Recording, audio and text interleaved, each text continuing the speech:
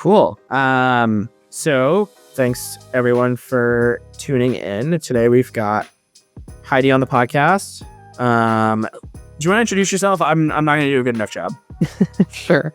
I'm Haidee Griswold. I'm the Director of Technical Product Marketing at Anomalo. A little bit about me. My career has been spent helping to bring AI technologies to life, from early work on voice assistants like Alexa to today's generative AI and, of course, Agentic AI systems for the enterprise. With this latest wave of innovation, if you will, I'm really focused on the critical foundation of AI, which is data. And so at Anomalo, I work on how we can get the most out of your data of these rapidly evolving AI tools, essentially making sure you're giving them trustworthy data to start. Amazing. Incredible. And in like I'm going to put you on the spot here because we're recording this intro after the podcast is done. But in like the length of like a tweet or a tweet thread, what do we talk about today? Like, what are if we give a synopsis to the listeners on what we talked about, what do you think it is? Well, one, my answer would be, if you've recorded the whole thing, you should put it into an AI tool and ask it for a really pithy tweet. Honestly, that should be, honestly, that we can end there. Honestly, that's perfect. Tweet is just AI-generated summary. AI-generated summary. That's perfect. But yeah, if you can give it an actual description, otherwise I can just say, enjoy the show.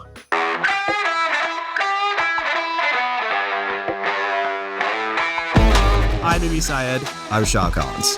And this is Numbers and Narratives. All right, and we're going.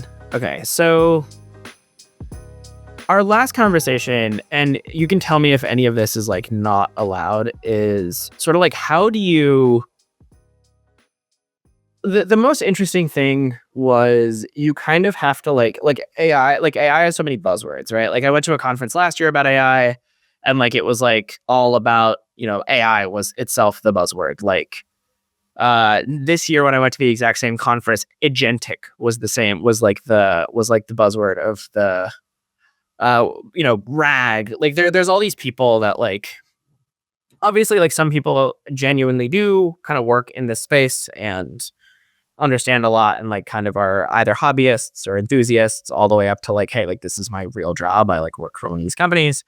And then there's like a lot of people that are like on the internet that are like, that they want to like raise their profile. And your job as a product marketer for an AI platform is actually pretty tough in the sense of you not only have to like help people understand. Like there's always like where AI, like that you kind of get like a bump from that because people are like searching for AI products. But then there's also like, hey, how do I like accurately explain what this thing does without like confusing people? I feel like there's like that part of it. There's a couple others. Let me pull up the doc. Well, you're spot on that one, which I like the term agent washing because that's what we see all the time now. People have anything AI related and they say, oh, it's agent or agentic. And you quickly learn if you just ask 2 or 3 follow-up questions that it doesn't really have agentic capability. No, that is today. It might a year from now or however quickly they're going to build it, but everyone's jumping on the bandwagon. And what I've seen the most is there's no common central agreed upon definition of an AI agent or agentic AI.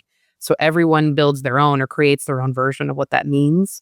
And it just adds a lot of confusion. And then that confusion quickly comes to, is this even real? Because you start to see things that are wildly different using the same verbiage. So to your point, especially in product marketing, we have to always balance this line of what is the true product capability and how are we sharing that and communicating that? Because if it's not what we say it is, then it's obviously one, it's not going to perform, but then you lose customer trust. But this is so different in the AI world because, again, there's no standard messaging. There's no standard benchmarks for performance of agents. So how do you know one is better than the other yet? And until that foundation is created, we're all kind of still in that same place of everyone's marching to the same beat and drumming, try to come up with how can I use agent in my messaging, whether it be the same or different, because they think it's working. That's something I've struggled with a lot on the marketing side is when in the absence of the definition or like a single definition, there's so much gray area in the nuance of things where it's like, do you really even care or need an agentic system, or are you just searching for agentic AI because that's the buzzword you're hearing. And so like, I always wonder, what is our responsibility to be like, hey, like I'm competing for search ranking on things about agentic AI. I'm competing for your attention about agentic AI. And so when and how is the right way to say, like, maybe this isn't agentic AI. And that's also fine, because everything that's AI doesn't need to be agentic. That is just an approach for certain things, right? It's like, I guess, like, where do you kind of see that role of how you compete for buzzwords, how you compete with the way people are thinking and searching, even if that's not exactly the way your product works? Well, first, I completely agree with you. Not everything needs agentic AI and or should ever have agentic AI. There are going to be certain things in your life or your daily work where you don't want something taking action on your behalf. And we should all be having that conversation that not everything gets an agent. And then two, how do you talk about that if your product isn't agentic and maybe rightfully so shouldn't be? How do you still compete with things that are agent washing and using that term? A lot of it is telling that educational story, because most of the time when customers or enterprises, companies, et cetera, when they're searching for agentic AI, it's because they hear about it and they want to learn more. So I always say, let's focus on the educational content first. Let's bring them along on the journey of when should you or shouldn't you use agents, and then be honest and say, ours is not agentic and here's why. And you start to build credibility that way. And then that authenticity really shines through as you start to say, this is what's important because we understand that technology and this is why we're not using it. I like that a lot. You mentioned not everything is going to be agentic. That reminds me of the conversation we had last time about like what do you currently use as like, somebody who works in the space? Like, what have you offloaded to AI, and like where, like, do you actually think it's gonna, like, what do you think like the future looks like 10 years from now? Like, has AI actually, like, I'm sure you get this question a lot, but like, has AI is AI gonna take all of our jobs? And if there isn't gonna be an agent for everything, like what is correct for an AI to do versus like what do you not think is gonna actually work? Like what roles so what much roles to are the unpack there. ones? Yeah. Yeah, exactly. It's so much So, to like unpack. pick. We like said I said like 13 different things as I always do, and monologued Yes, for thank you way for longer calling than him out it. for that. Yeah. Ibby Yeah. will start, I have a question, and like 20 minutes later, you're like, I don't know which of those I'm supposed to answer. Yeah, Well, I'll start with everyone I work with absolutely hates me. But yeah, that's for a different time. I love it. Well, no, I appreciate it because they're all interlinked. So I think that makes sense because you're asking, how do you use it? Where's it going? And what should you be wary of?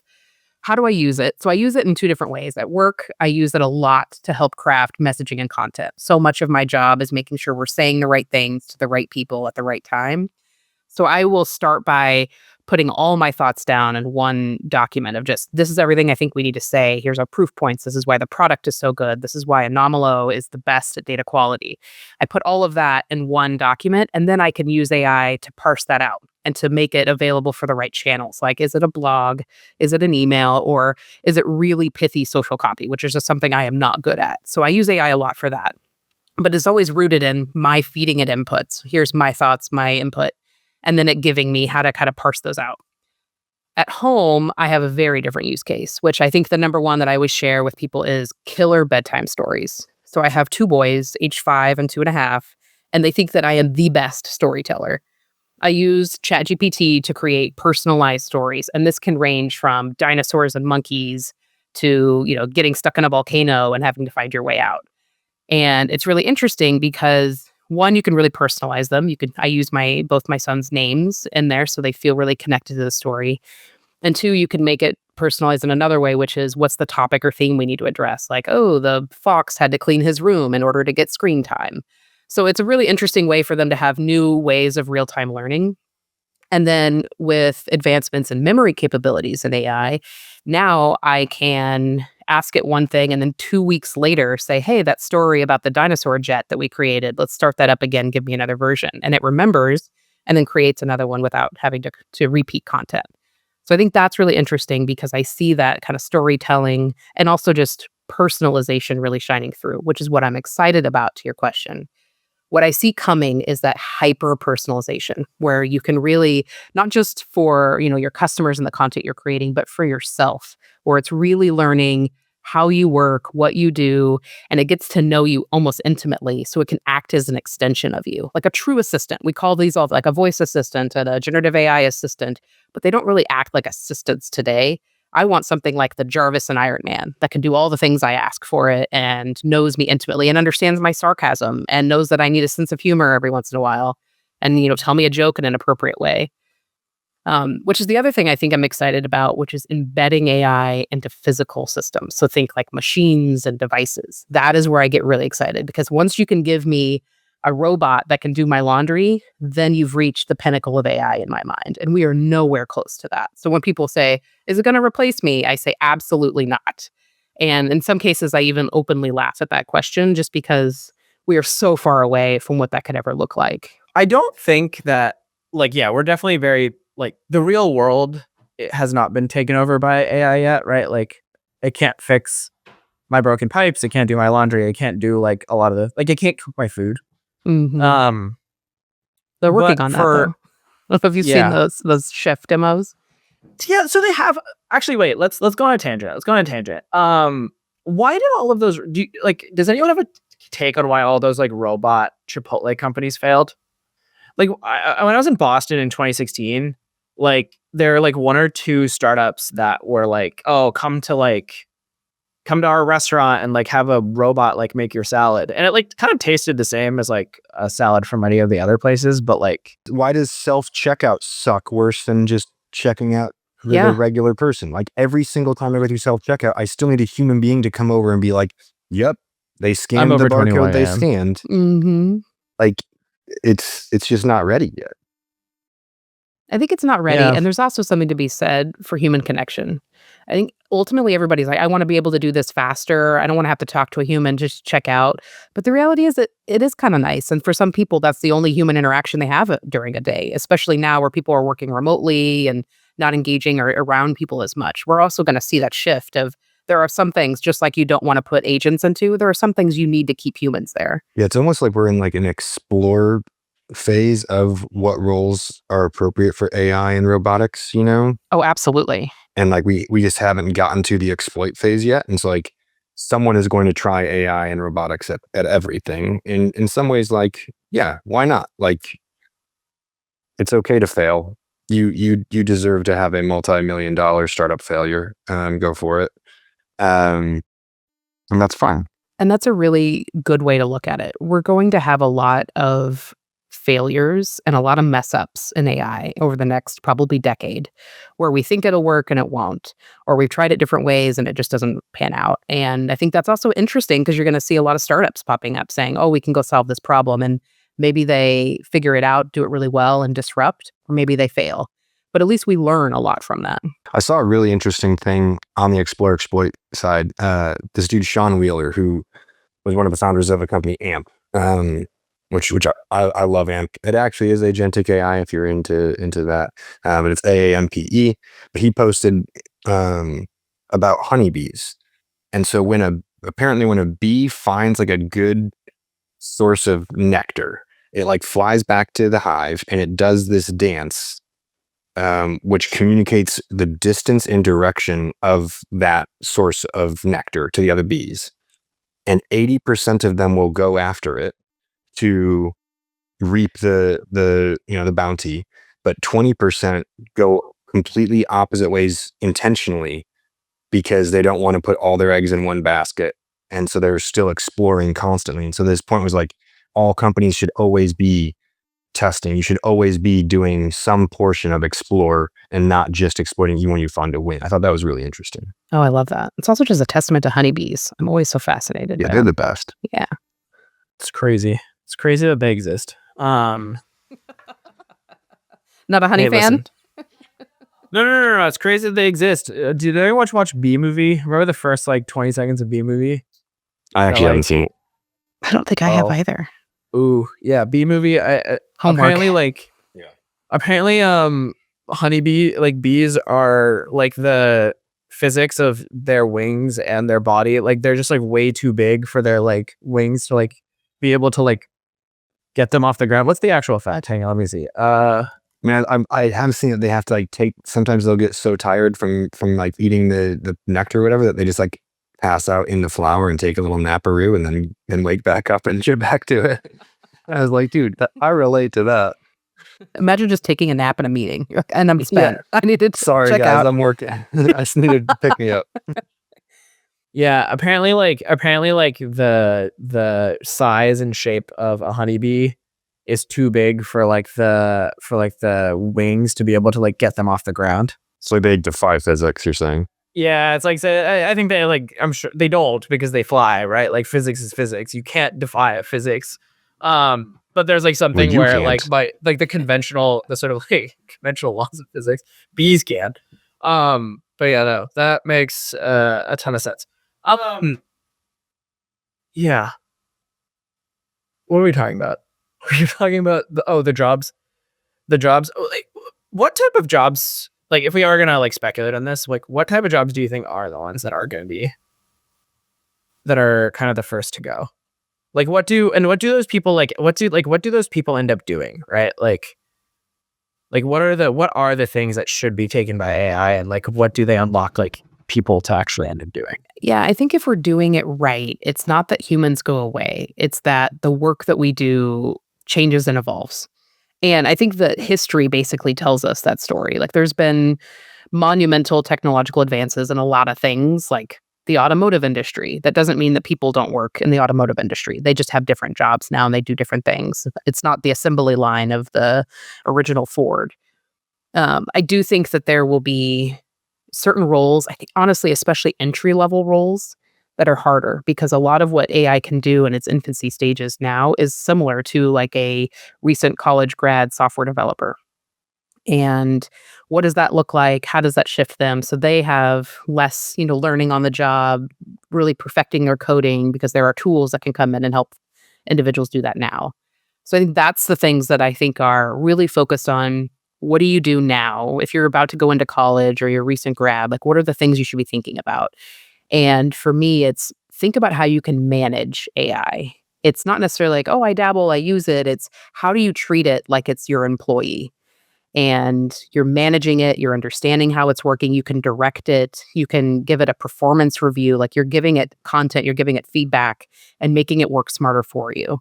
Like that's how I think people need to evolve to really understand. It's not like, oh, we have to work it, but you need to treat AI as an employee, treat it as a coworker. How do you interact with it? And get really, really good at that. That's a super good take. I like that a lot. I think actually like being able to, I think that the next generation of like whatever we're calling the generation that your kids are in, I think that they're going to be like much better managers of like if you like took a manager like someone who's like at a managerial level position or like like I don't know what you call that, right? Like management skills, right?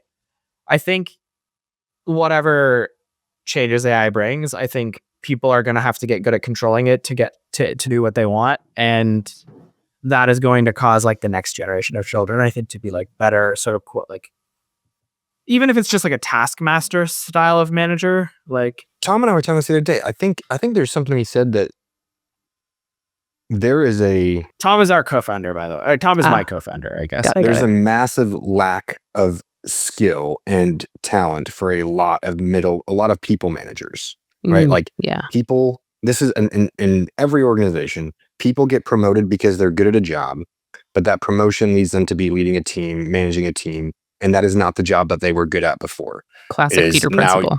Yeah, exactly right. And so a lot of these people and a lot of companies don't invest in management training. They don't invest in what it means to be a good leader. And so if you just are a good individual contributor and rise up, but have never had a good leader, so you haven't been exposed to what right looks like, you don't have mentors, you haven't gotten coaching, there's a lot of people who suck at being a manager. And that's just the bottom line, right? And like that, I mean, every company, I've heard people complain about this. I can think of at least one at every company besides, of course, not at Coterra, and not at the 2-person company I would like to think that I started originally. But I think that AI prompting requires so many of the same things as managing human beings, and we just kind of don't think about it that way, right? Like when you give instructions to a person, you are so much more vague. You have so many more assumptions. You are so much more cautious about saying things the right way or not wanting to be too direct or step on toes. But when you prompt AI, you are explicit. This is what I want. This are the expectations of how it should look. This is the constraints I want to put on you. This is what right looks like. This is the tone I expect. This, like you give it clear guidance of what you expect, what right and wrong look like, and what they should do.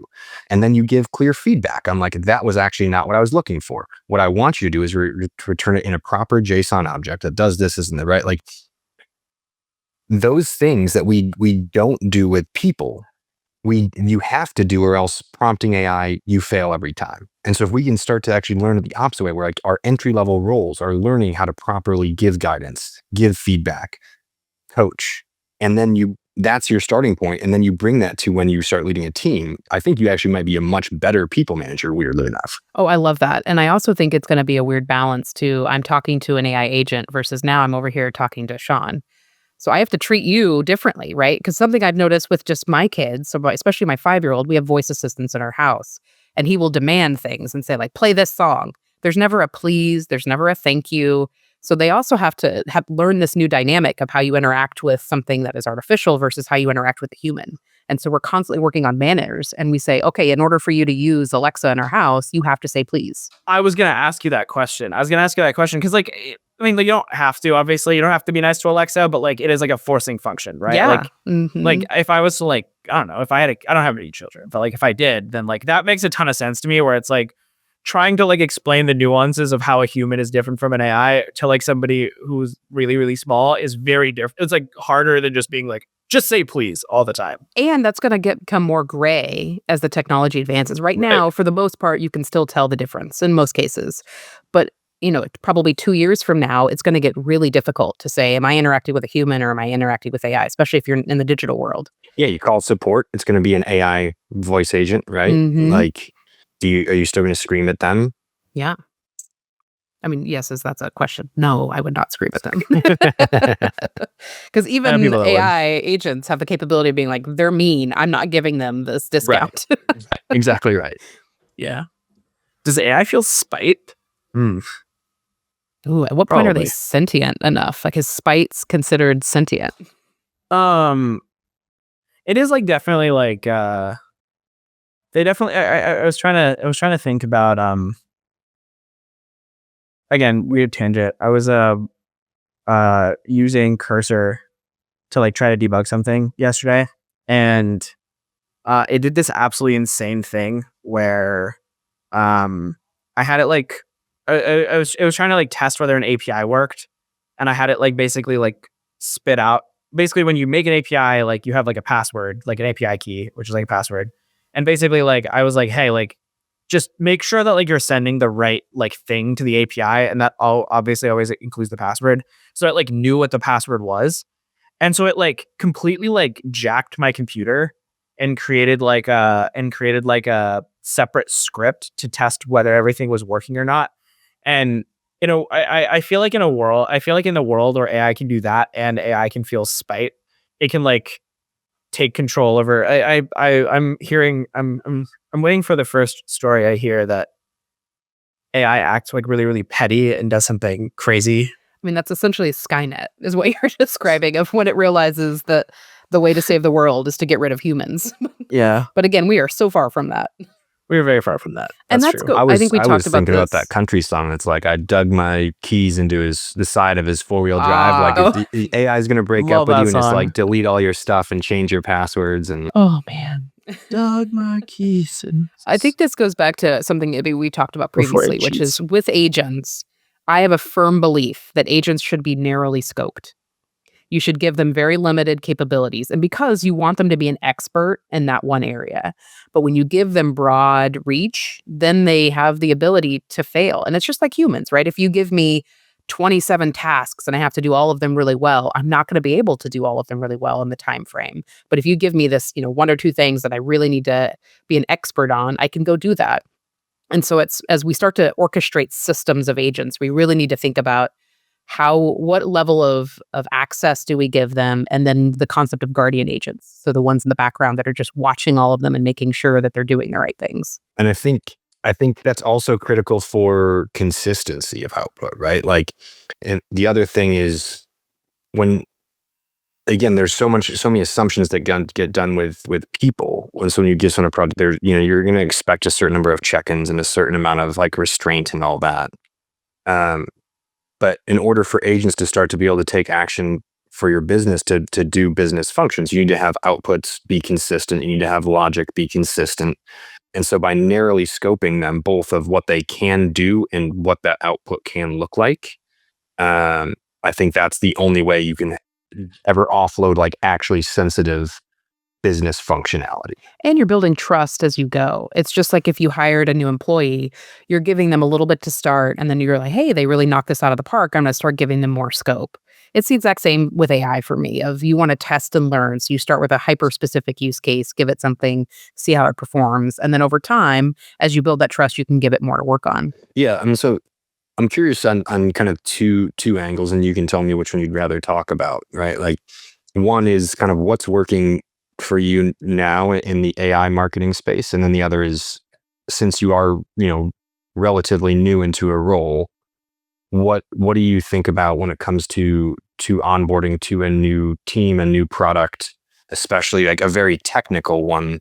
Mhm.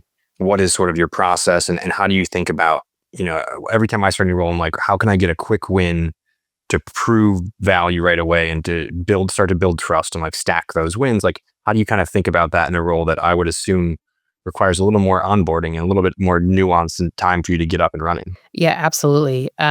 Very real and near to my heart. What I've been using a lot of lately, and it's because I'm in a more specific niche in the industry around data quality, is who are the competitors? What is the landscape? And I like using AI tools like deep research tools that can help give overviews. Now, they're not perfect, they're not always accurate, but they're a really good starting point. And you can get very specific and go in and say, I want a SWOT analysis for, our company versus this company, or give me a landscape view with a heat map of where companies fall in this. And there's so much information on the internet that it's going and scraping all of that and giving it to you in a palatable form.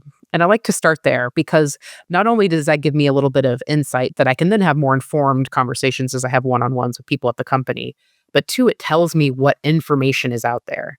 And it's also something I love to tell all marketers. When you create a blog post, when you update your website and your product detail page, use AI to pull information on it and see how that is being extracted. Because the days of going and doing just a generic Google search are over. People are using AI tools to go and ask for comparisons of your product and another one. Ask for, what do they need to know about agentic AI? And do you even get into that search capability? So SEO is very different now than it used to be.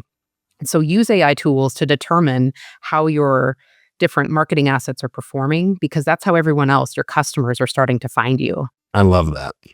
Yeah. It's like, and so do you explicitly tell it when you're doing this deep research, like, show me for each claim, like, show me the source where you got this information and stuff like that, so you can then start to kind of deconstruct, like, okay, it is for these types of things, it's routinely pulling from Reddit, it's pulling from Trustpilot, it's pulling from these places. Yeah, absolutely. And if they don't, all deep research tools should have embedded links. If they're not, it's not a good deep research tool, so don't use it. Always have one that marks the sources. And you mentioned Reddit. I will say there's no replacement for me, like reading through and going really deep and dark on a Reddit thread of the product, the industry. So I will never give up that as part of my onboarding experience of what people say about your product or the industry as a whole. That is always my favorite. But I really do think there's some interesting capabilities with the deep research tools. Perplexity's got a good one. The ChatGPT Pro's got a decent one. There's some more coming out later this year across different companies that are currently in preview or betas. It's going to be far more sophisticated within the next year, which also just means we're all going to be more knowledgeable. And, as a product marketer, we always joke that, we're lurking into our competitors' webinars, and information to try to understand more about what they're doing. Well, now it's at our fingertips and we can do it very quickly. And some of these tools, it's really impressive. Like, they can go fight a paywall. If there's something that, a publication put, but you don't have a membership or a subscription to, those deep research tools find ways around it. And then they still get you that information, which is both good and bad. It's good for me wanting to get more information, but it's bad for that publication that now needs to figure out a new revenue stream. I hadn't considered it as a benchmark, but maybe I should formalize it. Being able to plot competitors signing up for my marketing things or my newsletter as an indication of brand growth and all that of like, hey, I had no one signing up for my newsletter 5 months ago, and now I've seen 4 competitor brands. Like, I'm doing something right. Oh, I always say that is the best thing you can do as a marketer when you find that your competitors are either sneaking into some of the things you're doing or they outright attack you.